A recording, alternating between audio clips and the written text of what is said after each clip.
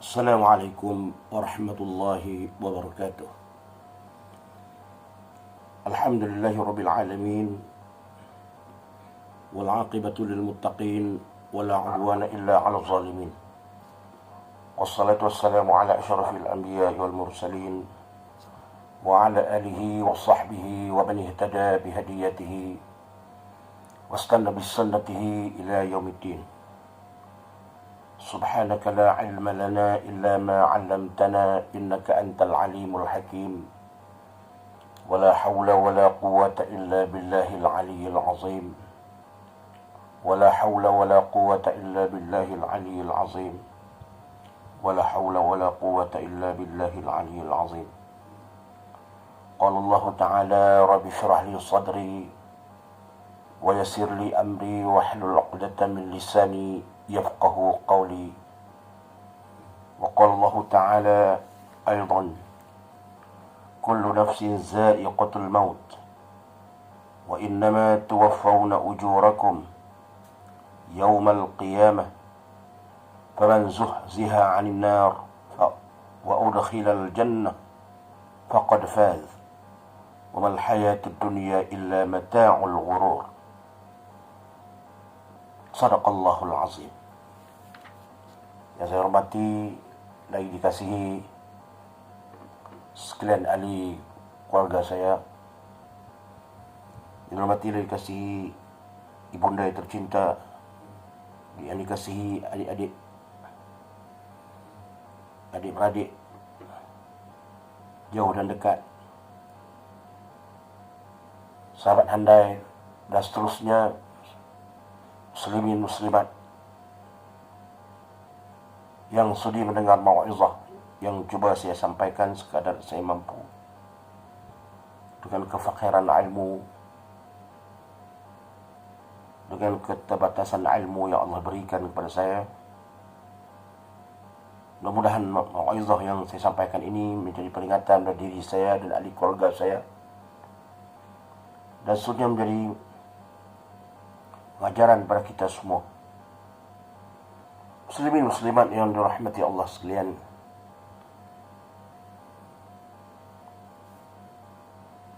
Pada pagi ini saya menyambung lagi kitab persiapan menghadapi kematian yang ditulis oleh almarhum Tuan Guru Datuk Ni Abdul Aziz bin Nikmat, supaya menjadi pengajaran kepada kita sekalian yang masih hidup di atas muka bumi Allah Subhanahu wa ta'ala ini. Sebab kita akan menempuh saat itu. Kita yang masih hidup akan bertemu dengan saat itu. Orang yang dah mati dah bertemu dah. Orang yang dah kembali ke rahmatullah, mereka dah bertemu dengan saat itu. Saat kematian, husnul khatimah, su'ul khatimah, mereka bertemu saja. Kita belum tahu lagi keadaan kita, sebab kita belum lagi bertemu.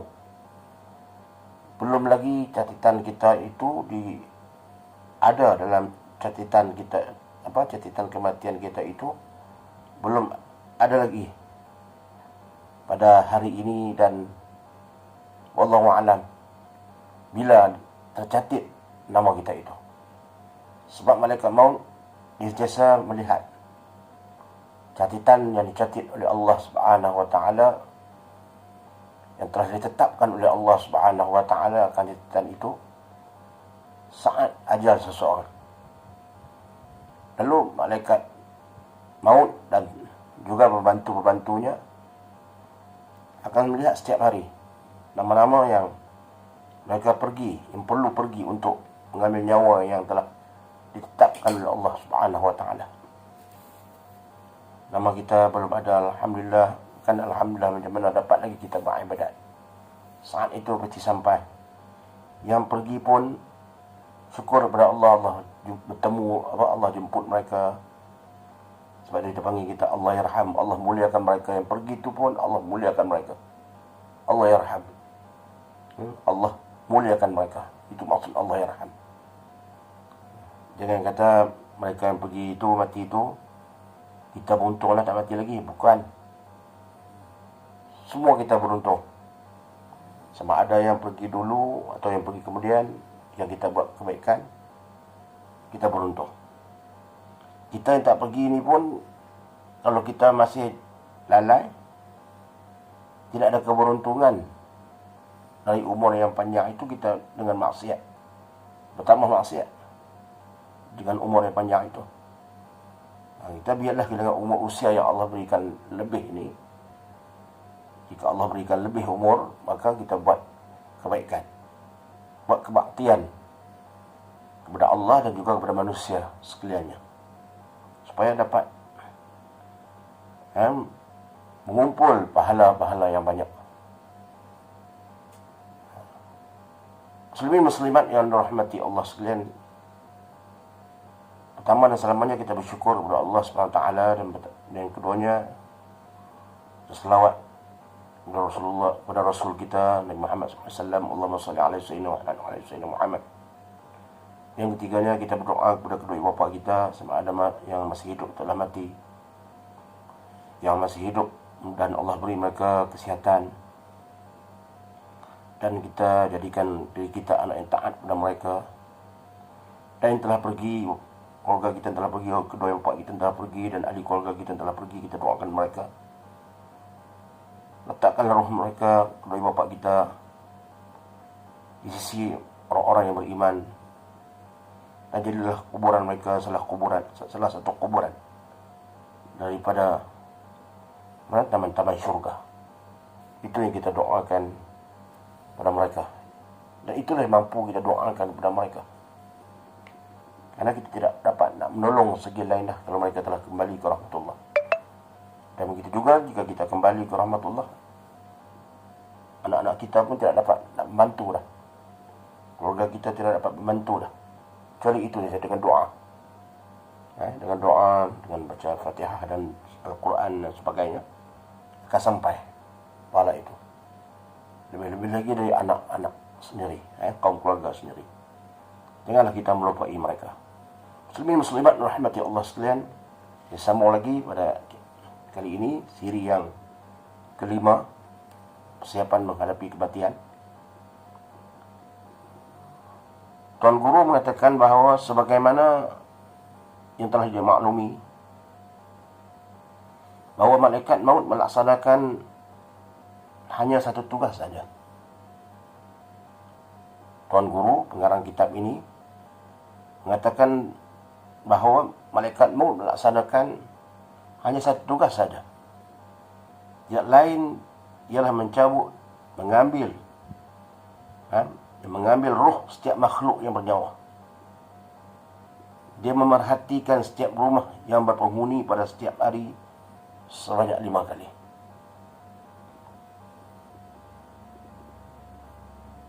Itu tugas Israel.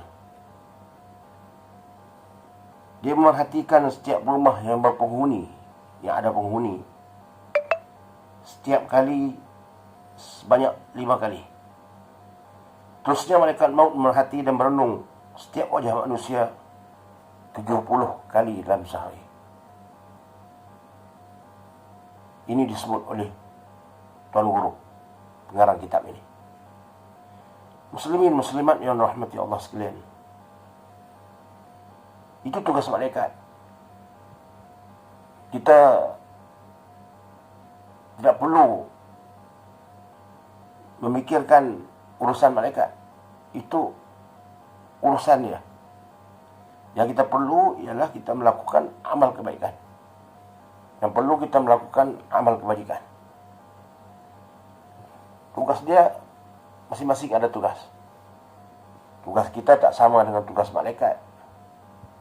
Tugas malaikat tak sama dengan tugas kita. Semua ada tugas masing-masing yang Allah berikan. Tugas kita beribadah kepada Allah. Itu tugas utama kita. Kalau tak kanan untuk beribadah kepada Allah, Allah tak jadikan kita. Wa ma khalaqtul jinna wal insa illa liya'budun. Aku tidak menciptakan jin dan manusia itu kecuali untuk beribadah kepada aku.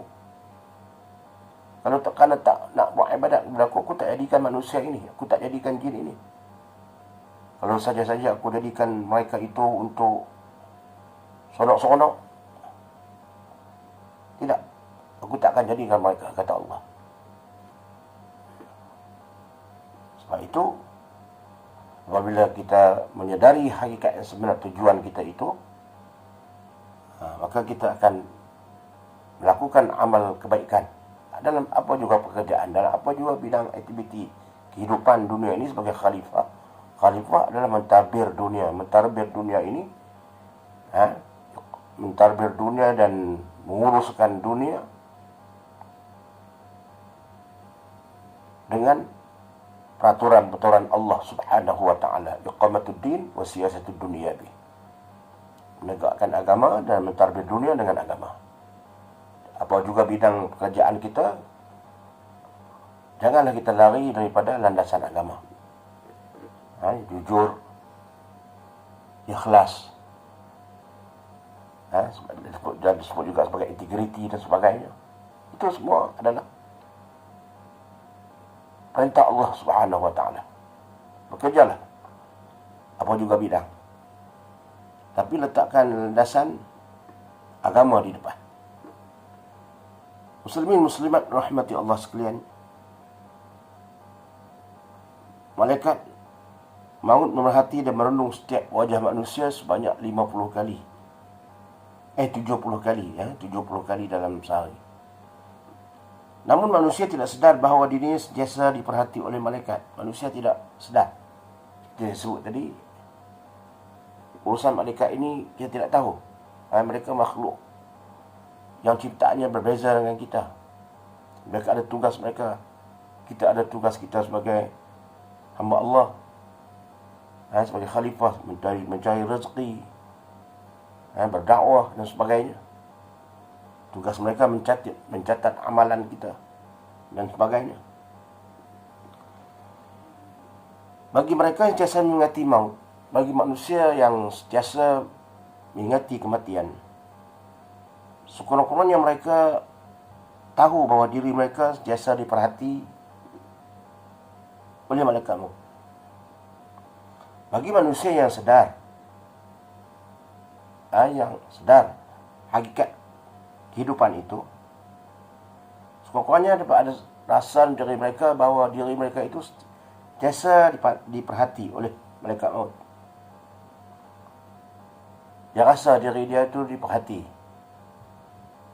Tapi makna dia bukan bila dia diperhati itu kita lemah dalam urusan kerja kebuat kita, tidak. Seperti mana diri kita diperhati oleh Allah Subhanahu wa taala setiap masa. Diri kita diperhati oleh Allah setiap masa. Begitu juga diri kita diperhati oleh malaikat maut setiap masa. Jadi kerja kita seperti biasa. Bahkan kerja kita lebih lagi dengan penuh integriti, penuh dengan keikhlasan, supaya segala hasil apa yang kita buat itu dapat pahala. Kita pun tahu setiap perbuatan kita ada yang mengiringi kita kiri dan kanan, raqib dan atid. Waladaihi raqibun atid, di sisinya ada raqib dan atid, mencatat amalan kita. Bila kita tahu begitu, maka kita tidak akan melakukan perkara-perkara yang melanggar perintah Allah. Dan jika sekiranya terlanggar ataupun melanggar, maka segera kita bertaubat kepada Allah Subhanahu wa taala. Sebab kita kembali balik pada asal tu, lama kita fikir, aku diperhati oleh Allah, dicatat oleh malaikat. Malaikat maut sedang merhati aku sehari sampai 70 kali. Maka dengan itu kita akan minta ampun, istighfar kepada Allah, dan diri kita tidak akan lalai daripada kita melakukan maksiat kepada Allah. Maka tidaklah berlaku gejala-gejala yang tidak baik dalam masyarakat, jika masyarakat memahami apa yang Allah dan Rasul beritahu. Muslimin muslimat rahmati Allah. Walaupun begitu, manusia dia lalai, sifat dia lalai. Termasuk diri saya lah, semua ini katakan manusia ni, semua manusia ni tak dapat nak lari daripada lalai dari mengingati kematian. Oleh itu sering kali kita dengar orang berkata bahawa mati datang dengan mengejut. Kita sering mendengar bahawa dia mati mengejut. Padahal telah diberi peringatan yang diberikan melalui Rasulnya supaya manusia cesa akan mati. Dia tak mengejut, bukan dia mati mengejut. Kita aja kata, dia mati mengejut. Padahal Rasulullah SAW beritahu kematian itu akan datang sejak beribu tahun lagi. Bahawa manusia itu kullu nafsin za'iqatul maut. Setiap manusia akan mati. Jadi bila mati itu tak mengejut. Rasulullah bagi tahu dah. Manusia itu akan mati. Kullu nafsin za'iqatul maut. Setiap nyawa itu akan mati. Kita yang menyawa ni akan mati.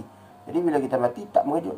Cuma mengejut tu mati tiba-tiba. Itu manusia kita sebagai dalam masyarakat awam ni mati mengejut lah. Tak ada tanda sakit tak apa-apa. Tapi sebenarnya hakikat sebenarnya Rasulullah telah beritahu 1400 tahun dulu lagi. Dan Allah bagi tahu dalam Quran bahawa setiap yang mati, setiap yang nyawa itu akan mati. Bukan perlu kepada sakit dan sebagainya. Kerana hidup bila sampai ajalnya, maka malaikat akan menjemput. Tidak ada sebenarnya kematian yang mengejut. Telah diberitahu lama dah bahawa kita ni akan mati. Bila sampai masa, waktu mana pun, waktu kita bersembang, waktu kita mengajar, waktu kita sembahyang, waktu kita makan, waktu kita mandi, bila sampai masa, habislah ajal kita. Tengah bawa kenderaan, ini berlaku depan mata kita. Kita kata mengejut, bukan. Sampai masa ajal itu, sampai Allah tetapkan dah. Abdullah bin Umar radhiyallahu anhu berkata bahawa Rasulullah sallallahu alaihi wasallam bersabda bahawa setiap kali malaikat Israel mengambil roh seseorang, maka malaikat maut itu duduk di amang pintu rumah memerhati keadaan kaum keluarga si mati. Abdullah bin Umar radhiyallahu anhu, seorang sahabat Rasulullah sallallahu alaihi wasallam, mengatakan bahawa apabila setiap kali malaikat Israel telah mengambil roh seseorang, kemudian malaikat Israel itu tidak pergi lagi. Dia duduk di amang pintu. Roh diambil dah. Tapi dia duduk di amang pintu, dia melihat suasana keluarga yang kematian ahli keluarga yang telah suasana keluarga yang mengalami kematian itu, ahli keluarga mereka yang telah dicabut roh itu. Malaikat Israel melihat. Dia duduk di pintu melihat keadaan kaum keluarga si mati itu, dan nak tengok macam mana keadaan mereka. Ya, dilihatnya antara keluarga si mati ada yang menangis dan meratapi kematian itu. Dia melihat ramai yang berkumpul meratapi, menangis kematian ahli keluarga mereka itu yang dicabut nyawa tadi, yang diambil nyawa tadi. Mereka melihat. Menangis ni perkara biasa lah. Dia menangis, sedih, perkara biasa, tak salah. Tapi jangan sampai kita maratapi. Maratapi itu lebih-lebih sampai kita tak ingatkan diri kita. Kadang-kadang ada orang yang tak dapat nak elak lah. Kadang-kadang ada yang lemah tu, dia sampai tak sedarkan diri, pengsan. Biasa itu perkara yang berlaku. Tapi jangan sampai meratapi macam kaum jahiliyah dahulu. Sampai tarik baju, tarik rambut, tak apa-apa, tarik tudung kepala, rambut semua habis, semua ditarik gitu, macam meratapi. Masyarakat jahiliyah dulu bila kematian berlaku, Pergi ke kubur tu kadang-kadang dia tarik baju dia, koyakkan baju dia, rambut dia pun dia tarik itu macam dia meratapi kematian. Dia tak terima kematian ahli keluarga dia itu. Itu Allah larang. Menangis tak ada masalah. Sebab sifat manusia Allah bagi. Sifat fitrah manusia sedih, menangis. Cuma jangan meratapi yang melampau. Muslimin muslimat rahmati Allah sekalian, malaikat melihat daripada ambang pintu itu berbagai-bagai keadaan cara mereka itu. Tuan pengarang, tuan guru menyebut ada yang meraung menghentak-hentak kaki. Ini dalam hadis dalam hadis ada disebut. Ada hadis ada disebut keadaan itu. Dan tuan guru ini menulis diambil daripada kitab hadis. Dan juga dia kuatkan lagi dengan hujah-hujah Al-Quran. Mungkin tempat kita tidak berlaku seperti yang disebut ini. Tapi seluruh dunia sejak dari dulu, sejak 1400 tahun dulu, hadis itu diturunkan sejak kebangkitan Rasulullah SAW. Sejak diutuskan Rasulullah SAW, sifat manusia ketika mana saat kematian itu, macam itulah berlaku. Jadi kitab ini bukan kita rujuk kepada sekarang. Kita rujuk kepada dulu dan sekarang. Bukan sekarang saja. Kita rujuk kepada 1400 tahun dulu dan juga sekarang. Itu juga Al-Quran. Dulu kita rujuk, bukan hanya dalam pengisian Al-Quran itu bukan saja berlaku pada zaman dahulu, zaman Rasulullah, zaman diturunkan diutuskan Rasulullah. Bukan hanya Quran itu untuk zaman jahiliyah, zaman Rasul dibangkitkan. Quran itu untuk mereka, untuk kita dan untuk yang akan datang sehingga kiamat. Itu juga hadis Rasulullah SAW, pengajarannya dulu, sekarang dan akan datang. Sebab itu disebut oleh tuan guru, almarhum tuan guru Nik Abdul Aziz, Datuk Nik Abdul Aziz, ada di antara mereka yang menghentak-hentak kaki, menarik rambut sehingga kusut masai, merentak-rentak baju dan sebagainya di saat kematian itu. Tempat kita ni alhamdulillah tidak berlaku sebab kita dah faham agama.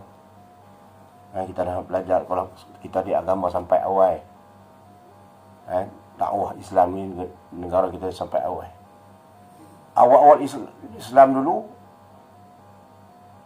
zaman-zaman jahiliyah dulu, orang jahiliyah yang tak faham Islam ini, yang tak masuk Islam lagi, dia sampai mentak-entak. Bahkan di kalangan orang Islam yang baru mengenal Islam pun, tidak lagi Islam itu menjiwai diri mereka. Mereka juga melakukan perkara yang sama. Mereka meratap sampai berlebihan seperti yang dibenarkan oleh Rasul, oleh Allah dan Rasul. Muslimin muslimat rahmati Allah. Sebab itu perlu pada kesabaran. Kita pun tak pasti, kita pun tak tahulah, kita berdoa Allah bagi kita kesabaran bila berlakunya musibah kematian ini. Ada di antara keluarga kita ni belum lagi mengalami saat kematian ahli keluarga, kita tak dapat nak rasa. Lagi kita cakap senang lah, orang kata kamu tak pernah hadapi lagi kematian ahli keluarga kamu yang terdekat. Bagi orang yang pernah mengalami kematian ahli keluarga yang terdekat, ayah, ibu, isteri, suami, anak, dia akan merasai satu kesedihan yang amat sedih. Dan dia menangis, titisan air mata tetap mengalir. Tapi dalam jiwa dia ada kesabaran. Sebab Dia faham bahawa Islam tidak membenarkan lebih-lebihan. Dan dia kembali kepada Allah bahawa setelah sampai ajal yang ditetapkan oleh Allah. Itu sebagai tanda orang yang beriman. Orang yang tak beriman ni, macam orang kafir ni, kadang-kadang dia teriak. Zaman-zaman saya kecil dulu, apa nama orang yang kafir ni, dia upah orang teriak. Dia upah orang supaya teriak malam-malam. Dia pun bukan simpan terus, biar dulu kadang-kadang 2-3 hari mayat mereka tu dia teriak. Upah orang teriak. Dapat duit. Saya kecil-kecil dululah. Sekarang wallahu a'lam lah. Muslimin muslimat rahmati Allah sekalian. Malaikat maut melihat keadaan keluarga yang kematian ahli keluarga itu. Ketika itu malaikat maut berkata-kata, tapi tidak seorang pun dari mereka yang berada dalam majlis itu dengar kata-kata maut itu. Malaikat maut itu berkata. Tapi mereka tak mendengar suara malaikat maut itu. Dalam majlis itu tadi, dalam majlis yang mereka ada itu, berdasarkan hadis Nabi sallallahu alaihi wasallam. Berdasarkan hadis Nabi sallallahu alaihi wasallam. Semoga dengan riwayat tersebut akan diketahui keadaan malaikat maut itu. Dengan kata-kata dan rungutan yang merasakan hairan dengan sikap manusia yang berkeadaan seperti itu.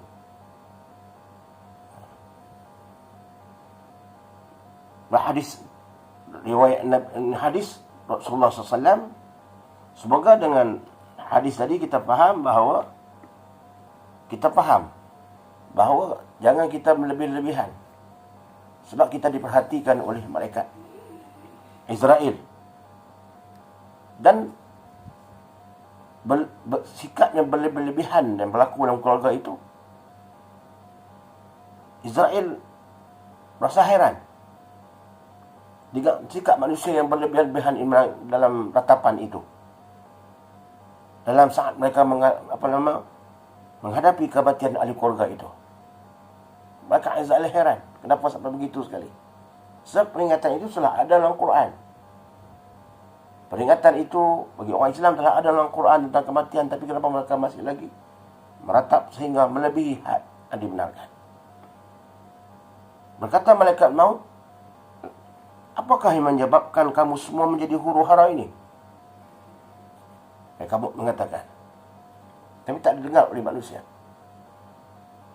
Apa yang menyebabkan kamu semua menjadi huru-hara, meratap, menangis, berlebihan, seperti orang yang protes dan tunjuk perasaan? Sehingga seperti orang yang memprotes dan tunjuk perasaan, berlebih-lebihan. Mereka mengatakan, mengapa kamu jadi begini?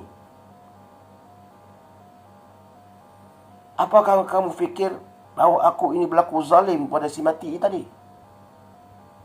Apakah kamu fikir bahawa aku telah melakukan zalim pada ahli keluarga kamu yang mati itu? Yang kamu meratap, yang kamu protes, macam-macam yang kamu sebut, sehingga menarik rambut tanpa baju dengan semua sekali, dengan macam-macam lah keadaan huru-hara. Demi Allah, Malaikat Israel mengatakan, demi Allah, aku tidak berlaku zalim pada si mati tadi. Aku tak berlaku zalim pun sedikit pun pada si mati itu. Ahli keluarga kamu itu, aku tidak berlaku zalim sedikit pun. Kenapa kamu protes nak mati? Kenapa kamu protes tentang kematiannya yang aku menyawanya? Demi Allah, aku tidak pernah mengurangkan umur si mati itu. Bukan aku yang mengurangkan umur si mati itu. Ya, kamu berdoa, kamu minta supaya si mati itu dilanjutkan usia. Tapi bukan aku yang mengurangkan umur si mati itu. Kecuali apabila umurnya telah berakhir, sebagaimana ditetapkan oleh Allah Subhanahu wa taala. Aku datang diarahkan oleh Allah mengambil bahawa umurnya telah habis. Umurnya telah tiada lagi. hanya setakat ini saja. Setakat hari ini saja umurnya. Dan kamu pun faham. Kamu pun baca dalam Quran, baca dalam hadis. Diberitahu oleh ulama. Kenapa kamu huru-hara, meratap sampai berlebihan? Malaikat maut, dia berkata di amang pintu. Seperti yang termaktub dalam umul kitab sejak zaman azali lagi. Malaikat maut mengatakan, benda ini telah diceritakan oleh Allah SWT dalam umul kitab, dalam Al-Quran sejak azali lagi. Allah dah cerita dah. Kamu membaca berkali-kali. Kullu nafsin za'iqatul maut, kullu nafsin za'iqatul maut. Setiap nyawa akan mati. Setiap yang bernyawa akan mati. Kamu ulang berpuluh-puluh kali. Tapi bila sampai saat itu, kenapa kamu meratap? Kamu protes. Kamu jadi macam huru-hara dalam keluarga. Kamu tangisi serta jerit atas kematian itu. Seolah-olah umur orang itu masih ada lagi. Lalu kamu menganggap aku berlaku khianat dengan dengan mengambil nyawanya. Kamu mengatakan bahawa ini semua kerja malaikat maut yang mengambil nyawa. Kamu marah kepadaku, kata malaikat Israel. Sebab yang mengambil nyawa ini malaikat Israel. Kamu mengatakan malaikat Israel ini, aku ini bersalah. Kamu menganggap aku ni khianat, mengambil nyawa ahli keluarga kamu. Aku tidak pernah merampas hak kamu, kata malaikat Israel. Aku tidak pernah merampas rezeki kamu. Oleh itu, adakah kamu fikir bahawa jika tidak aku ambil nyawanya, maka masih banyak lagi rezeki untuknya? Kalau aku tidak ambil nyawanya, adakah kamu memikirkan bahawa ada lagi rezeki untuknya? Tidak ada dah. Kalau aku tidak ambil nyawanya hari ini pun rezekinya dah tidak ada dah.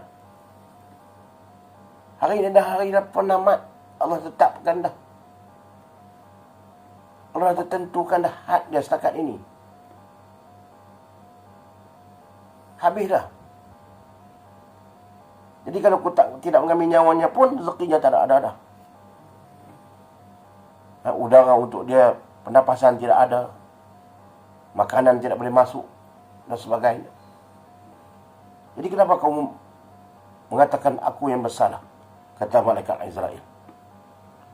Kata malaikat Israel lagi, iaitu malaikat maut lagi, sekiranya kesedihan dan ratapan kamu itu disebabkan oleh perbuatanku, jika sekiranya ratapan kamu itu, kamu menangis itu kerana sebab kematianku, sebab perbuatanku, kerana aku yang mengambil nyawa ahli keluarga kamu tadi, maka demi Allah, aku tidak pernah menzalimi ahli keluarga kamu.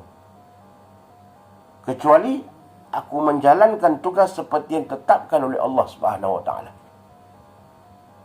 Ini sifat malaikat. Malaikat melihat. Ini sebut dalam kitab.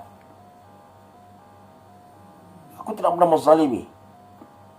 Ajalnya telah sampai dan benda itu telah kamu tahu sejak daripada benda itu kamu tahu sejak kamu dapat memahami, baca Quran, kamu mendalami agama, dan telah termaktub dalam kitab induk, itu Al-Quranul Karim, sejak azali lagi, bahawa kita ini akan mati. Manusia akan mati. Bukan saja manusia, seluruh makhluk, termasuk haiwan, pokok kayu yang ada nyawa. Pokok kayu pun mati. Haiwan, setiap yang bernyawa. Muslimin muslimat rahmati Allah sekalian. Malaikat maut mengatakan lagi, sekiranya ratapan itu karena kesalahan aku tidak melakukan sesuatu itu kecuali diperintahkan oleh Allah SWT. Ini tugasku. Seperti mana kamu pun ada tugas, itu untuk beribadah kepada Allah. Aku pun ada tugas untuk mengambil tugasku, mengambil roh. Tugas kawan-kawanku yang lain, ada tugas-tugas yang lain. Raqib, tugas dia yang lain. Atid, tugas dia yang lain. Semua kawan-kawanku ada tugas-tugas. Tapi tugasku dikhaskan untuk mengambil nyawa. Tugas kamu manusia beribadah kepada Allah. taat kepada perintah Allah. Jangan lakukan maksiat. Buat perkara-perkara yang baik. Itu tugas kamu. Benda ini telah kamu tahu. Tapi kenapa kamu meratap sampai berlebihan? Muslimin muslimat muslimin muslimat yang dirahmati oleh Allah Subhanahu wa taala. Malaikat maut menyatakan lagi, tapi kalau kamu tidak marah kepada aku, sebaliknya kamu berduka cita kerana si mati ini meninggalkan hutang piutang yang belum dijelaskan. Dan ketika aku mengambil rohnya, sebaliknya kata malaikat maut, jika kamu tidak marah kepada aku kerana aku mengambil nyawa ahli keluarga kamu ini, sebaliknya kamu berduka cita. Sebaliknya kamu rasa sedih disebabkan si mati ini meninggalkan hutang piutang yang banyak yang belum dijelaskan. Kamu fikir ke arah si mati ini meninggalkan hutang piutang yang belum dijelaskan. Dan ketika aku itu telah mencabut, mengambil rohnya, sebenarnya dia terpaksa menerima ketetapan Allah Subhanahu wa taala. Sebab kerana ketetapan yang akan menimpa diri kamu kelak apabila tiba saatnya. Sepatutnya kamu kena fikirkan, bukan meraung. Menangis. Tak dapat nak elak. Sedih. Patutnya kamu kena memikirkan, ahli keluarga kamu kena memikirkan tentang hutang piutang jika ada si mati ini. Urus ahli keluarga menguruskan itu. Memikirkan perkara itu. Sebab itu perkara yang lebih penting daripada kamu meraung-raung sampai tak sedarkan diri ni dan melupakan diri. Lebih baik kamu fikirkan tentang hutang piutang jika ada, macam mana nak menguruskan. Kira bicara dengan keluarga, macam mana nak buat. Dan sebenarnya dia terpaksa menerima ketetapan ini. Sebenarnya si mati ini dia terpaksa menerima ketetapan ini sebagaimana kamu juga akan menerima ketetapan seperti ini juga satu hari. Aku akan datang lagi. Kamu meratap, kamu menangis, apapun yang kamu lakukan pada hari ini, apapun yang kamu katakan kepada aku macam-macam, berkata aku mengambil nyawa ahli keluarga kamu, aku akan datang lagi ke sini. Katakanlah apapun kepada aku akan datang lagi. Datang. Sehingga tiada siapa lagi dalam rumah ini. Sebab tugasku adalah untuk mengambil nyawa. Ini kata malaikat Azrail. Tapi manusia tidak mendengar. Manusia tidak mendengar kata-kata Azrail tadi. Dia tidak terus pergi. Dia melihat keadaan keluarga itu. Sebab itu,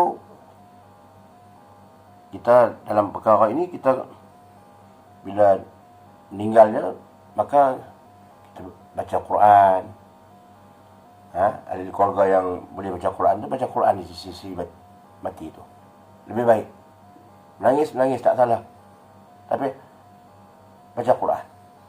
Anak-anak yang boleh baca Quran, cucu-cucu, cicit, baca Quran. Doa pada si mati.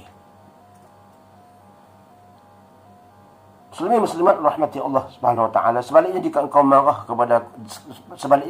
tidak marah kepadaku, kata malaikat Israel, dan juga tidak marah kepada si mati, melainkan kamu merasa bahawa tidak wajar orang yang kamu kasihi telah dimatikan oleh Allah. Jika kamu tak marah kepadaku dan juga marah kepada si mati, mungkin kamu tak senang kepada si mati ini, melainkan kamu merasa bahawa tidak wajar orang yang kamu kasihi telah dimatikan oleh Allah. Jika begitu anggapan kamu, maka nyatalah kamu telah jatuh kafir terhadap Allah Subhanahu wa taala, wal'ayazubillah. Jika kamu tidak menerima ketentuan yang Allah tetapkan ini, maka kamu telah jatuh kafir.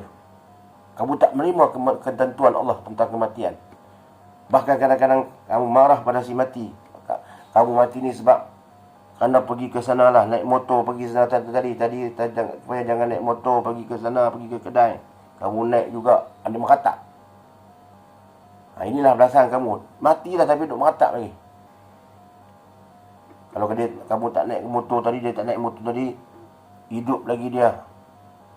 Tak jadilah macam ni. Dia merata. Dia marah kerana mati tu kerana dia pergi naik motor ke, dia buat apa-apa satu benda, kerja. Dengan sebab itu, berlaku kematian. Aksiden dan sebagainya. Dibimbang bahawa kata malaikat, kamu telah jatuh kafir. Sebab tak menerima ketentuan ajal. Ajal Allah siapa boleh nak batalkan. Ajal Allah, rezeki Allah siapa nak boleh batalkan. Manusia mana yang boleh menyekat rezeki kita? Manusia mana yang boleh menyekat ajal kita? Makhluk mana yang boleh menyekat ajal kita? Tidak ada kecuali Allah. Illallah, kecuali Allah. Jadi bila Allah ambil itu, redha. Jika kita tak redha dengan Allah, makna macam mana kita nak dikatakan sebagai hamba Allah? Kalau hamba ini dia redha dengan ketetapan Tuhan dia. Kalau manusia ni dia ikut arahan Tuhan dia. Kalau kita dengan Allah Subhanahu Wa Taala redha dengan ketetapan Tuhan kita. Tuhan yang jadikan alam ini, Tuhan yang meminjamkan nyawa kepada kita. Dia nak ambil nyawa tu bila masa sebab kita pinjam. Benda pinjam ni bila masa dia boleh ambil. Jadi kenapa? Apa nama kita tak redha? Benda kita pinjam kita tak mau bagi balik. Tuan Guru mengatakan bahawa jika kita tidak redha, bahawa dibilangi kamu jatuh kafir. Wal'ayazubillah. Kalau dengan kematian itu kamu bertangis-tangisan, meraung, macam mana pun, namun percayalah bahawa aku pasti datang lagi ke rumahmu ini. Kamu meraunglah. Kamu menangislah satu rumah. Aku akan datang lagi ke rumah ini. Kata malaikat Israel. Kata malaikat maut.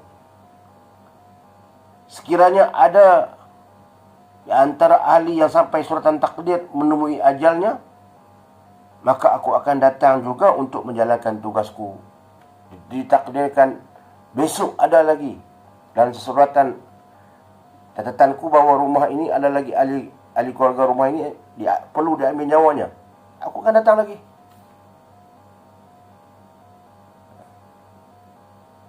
Ini nak menunjukkan bahawa tugas dia.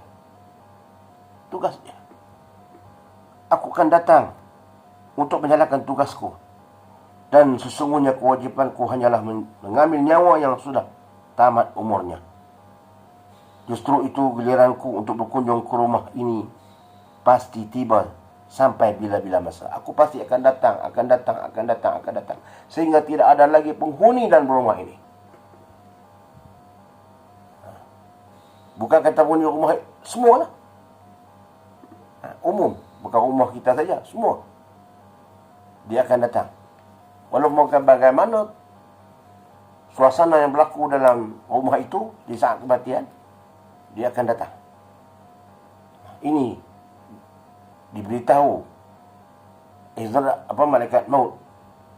Dia berkata di amang pintu. Muslimin muslimat rahmati Allah sekalian. Kemudian Abdullah bin Umar mengatakan, kalaulah sekiranya manusia dapat mendengar kata-kata malaikat maut itu, nescaya mereka tidak akan meratapi orang yang mati itu. Jika mereka mendengar kata-kata malaikat maut tadi, mereka tidak akan meratapi. Mereka tidak akan berlebih-lebihan dalam mereka menghadapi saat yang sedih itu, kematian ahli keluarga itu. Menangis, kesedihan.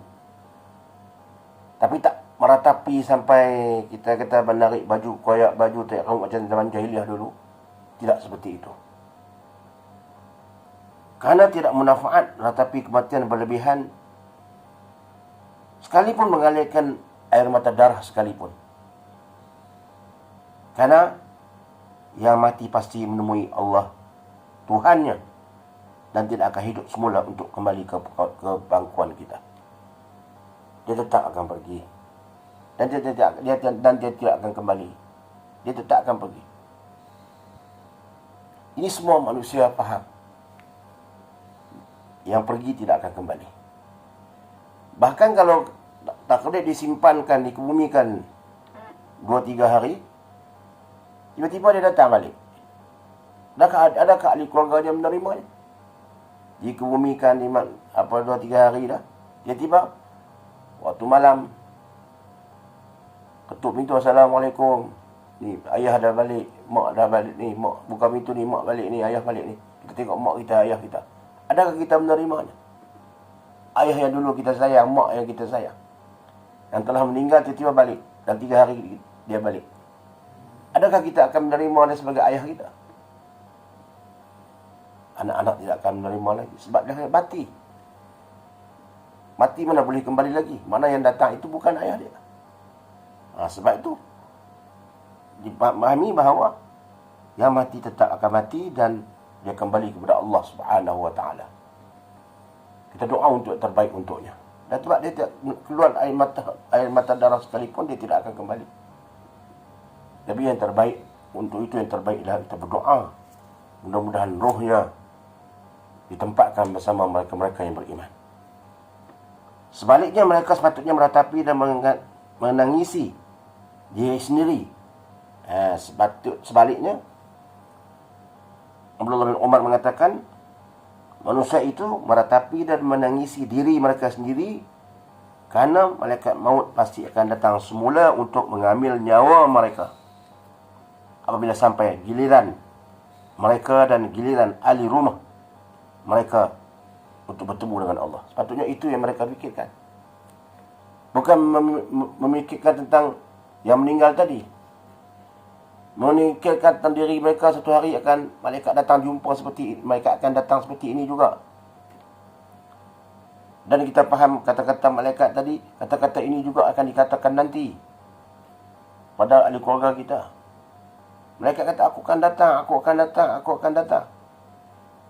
Walaupun apa keadaan kamu, walaupun kamu tak suka kepada aku, kerana mengambil nyawa roh ahli keluarga kamu, aku akan datang sehingga tiada ada lagi penghuni dalam rumah ini. Sepatutnya Abdullah bin Umar mengatakan bahawa kita memikirkan diri kita nanti. Sepatutnya itu lebih baik kita memikirkan diri kita apabila sampai di dalam kita nanti, ataupun ahli keluarga kita yang lain lagi sampai saatnya seperti ini. Itu patut kita fikirkan. Fikirkan diri kita untuk macam mana? Untuk beribadat kepada Allah, untuk ubah sikap kita jika kita melakukan maksiat. Jika selama ini kita lalai dengan apa perintah Allah Subhanahu Wa Taala, supaya roh kita ni mati dalam husnul khatimah. Dan jika ahli keluarga kita mati dalam keadaan yang baik, kenapa perlu kita tangiskan lebih-lebihan? Ayah kita mati dalam keadaan yang baik, mak kita mati dalam keadaan yang baik, ahli keluarga kita mati dalam keadaan yang baik. Patutnya kita bergembira. Kita berdoa mudah-mudahan kebaikan dia itu sampai di dalam kubur nanti Allah beri layanan yang baik. Allah letakkan rohnya di kalangan orang-orang yang beriman. Kenapa kita menangis?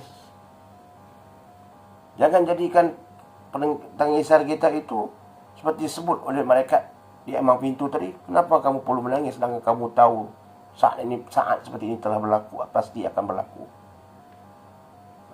Patutnya kita cepat-cepat lakukan kewajipan-kewajipan yang lain untuk kita kena mandikan dia, nak kapankan dia, dan ada yang boleh bacakan Quran, doakan untuk dia.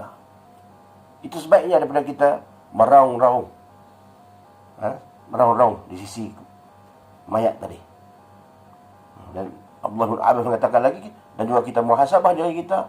Suatu hari kita dan ahli keluarga dalam rumah kita ini juga akan datang, malaikat akan ambil lagi, akan main lagi.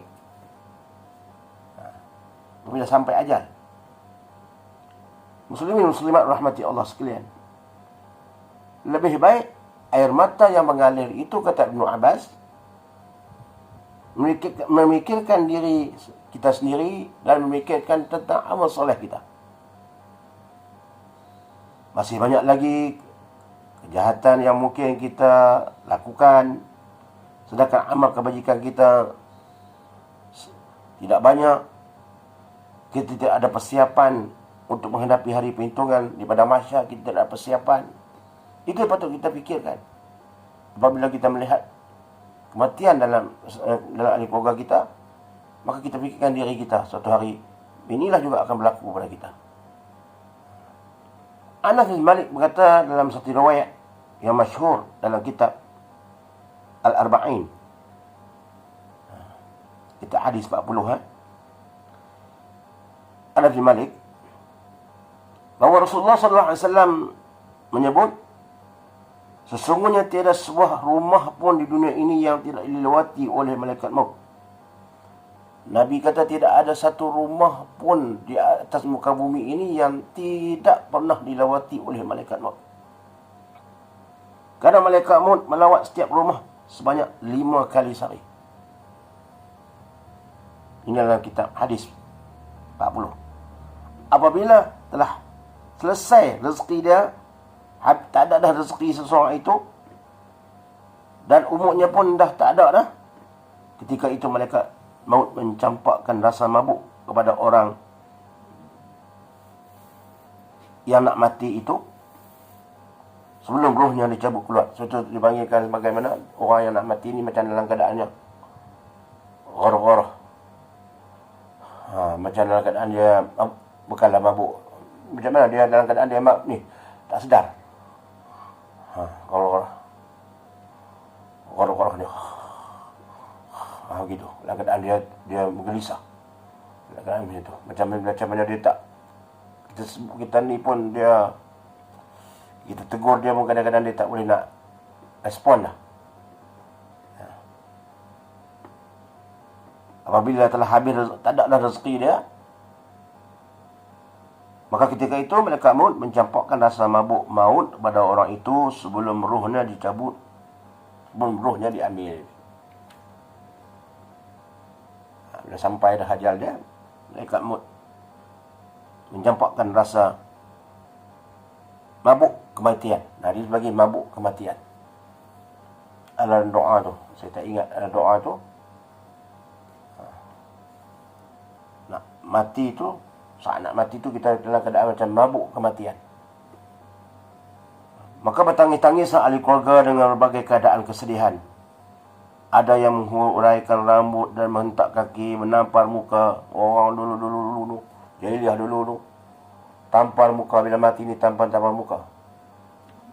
Mengoyak-ngoyak arak jeliah dulu pergi ke kuburan. Mengoyak-ngoyakkan baju, rambut tu borak-borak. Rambut tu sampai kita kata macam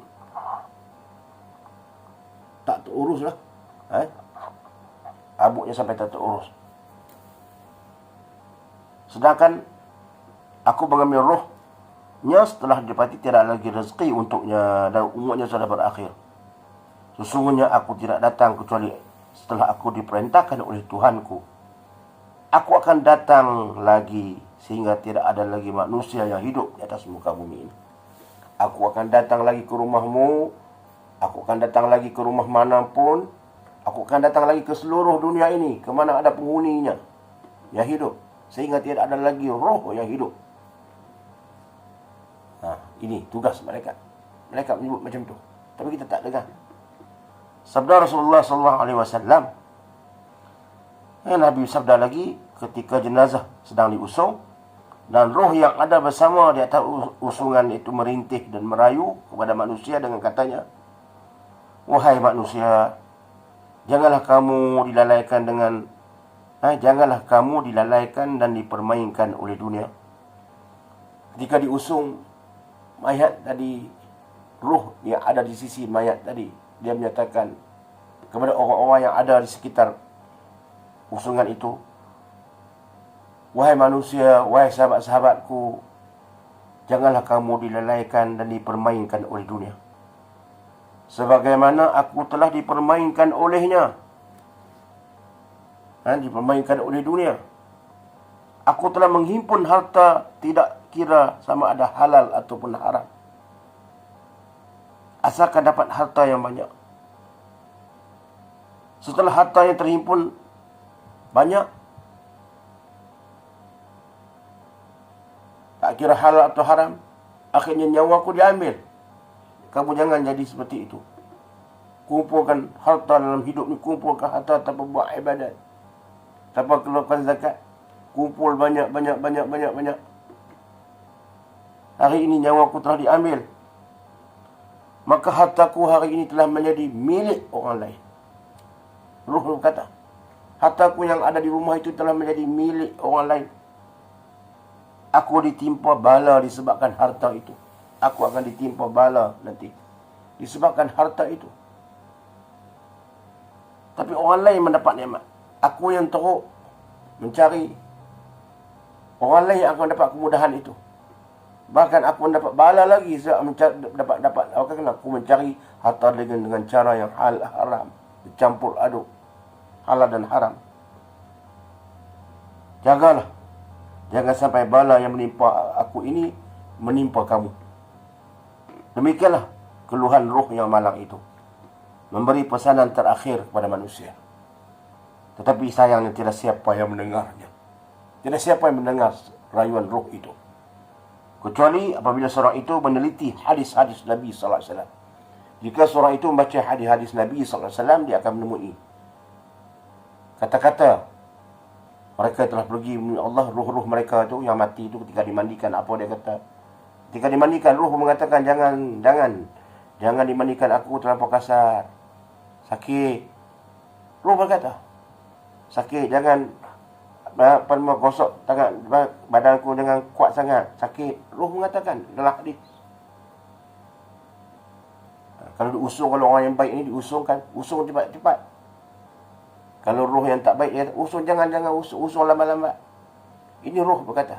Benda ini kita hanya dapat dalam hadis, diberitahu oleh Rasulullah sallallahu alaihi wasallam, dan juga dalam Al-Quranul Karim yang diberitahu oleh Allah Subhanahu wa taala. Kalau tak dampingi Al-Quran, tak dampingi hadis, kita tak akan jumpa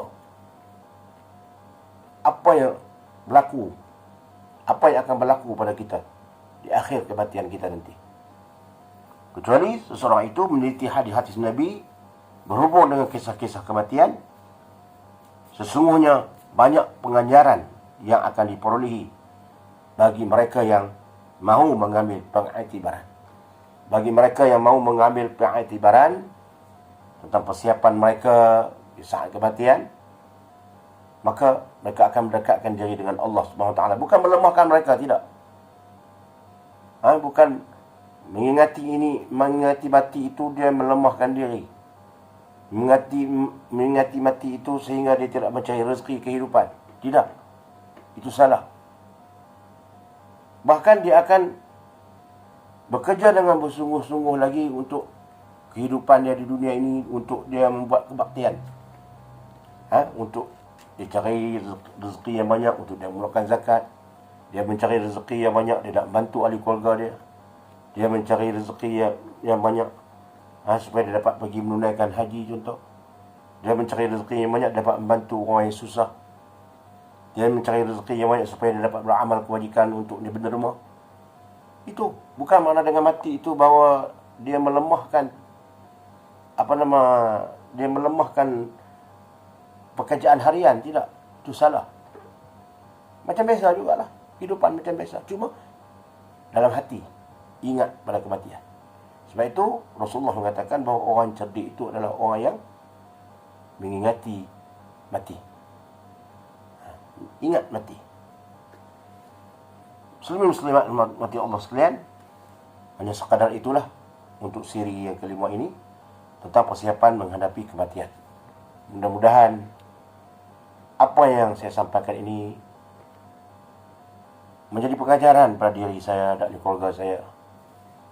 Jadi pengajaran pada kita semua di saat kita nanti akan bertemu dengan Allah Subhanahu Wa Taala. Di saat nanti ketika malaikat maut datang ke tempat, ke rumah kita, mengambil nyawa kita, mengambil nyawa ahli keluarga kita. Dan ketika mana dia berkata di ambang pintu kata-katanya itu, bagi orang yang baca kitab, dia faham malaikat sedang merhati dan mengatakan seperti mana yang dikatakan dalam hadis Nabi SAW. Jika kita dengar kata-kata itu, bahawa kita akan reda hati kita dan kita akan melakukan amal-amal yang baik. Kita tak mahu seperti mana kata malaikat tadi duk teriak-teriak, apakah kamu tidak redha dengan Allah? Sedangkan Allah beritahu sejak azali lagi saat seperti ini akan berlaku. Menangis tidak salah, menangis tidak salah, tidak haram. Cuma berlebih-lebihan, meratus orang kata, dan menyalahkan. Ini malaikat ni mengambil nyawa. Sebab itu dalam Quran disebut, dalam surah Al-Baqarah, jika tak silap saya, orang musyrikin dulu, orang yang tak suka kepada Islam ini, dia percaya tentang kematian itu, tapi tidak beriman. Mereka tidak suka kepada malaikat yang menemani nyawa ini. Mereka hanya suka pada malaikat yang beri rezeki kepada mereka. Malaikat yang mengambil nyawa ini mereka tak suka sebab dia ambil nyawa mereka. Mereka mahu pada hanya suka pada malaikat Mikail, ya, sebab bagi rezeki ada mereka. Dia nak ambil nyawa ni,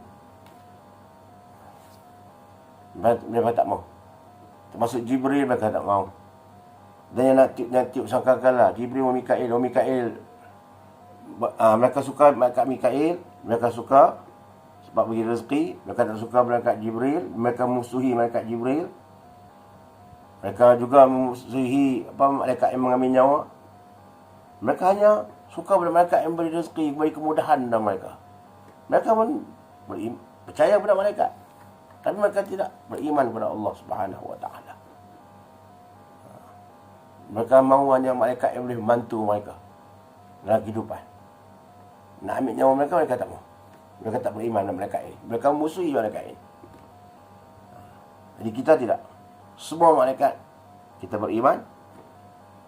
Kita beriman dengan semua malaikat.